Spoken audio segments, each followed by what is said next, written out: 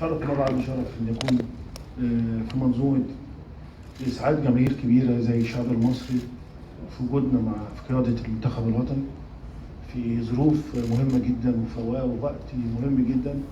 وشرفني اكتر اللي كنت اتمناه في يوم من الايام ان انا اكون مدير فني لمنتخب مصر، اني اكون بتكليف من الشعب المصري والقياده السياسيه اللي موجوده في مصر.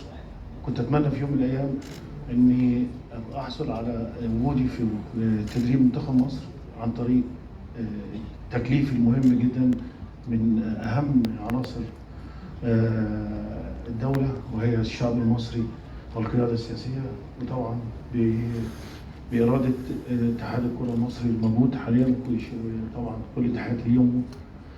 انا مش هزود كتير الكلام على كلام كابتن ابراهيم، ولكن منتخب مصر اللي انا شفته خارج مصر مع اساطير الكره الافريقيه وكل الادارات اللي موجوده في الاتحادات الافريقيه في خارج مصر كبيره جدا. منتخب مصر كبير جدا، الناس كلها بصه احنا مش مستوعبينها.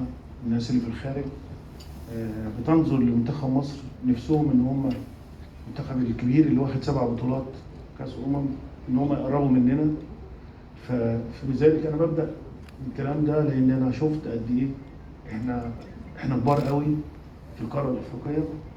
فالكبير محتاج ان هو يفضل طول عمره كبير بمسانده جماهيريه وشعبيه اللي احنا بنشوفه في الشارع المصري، ان بكل حب واخلاص ان احنا بيتمنوا ان احنا نكون موجودين مع المنتخب الوطني.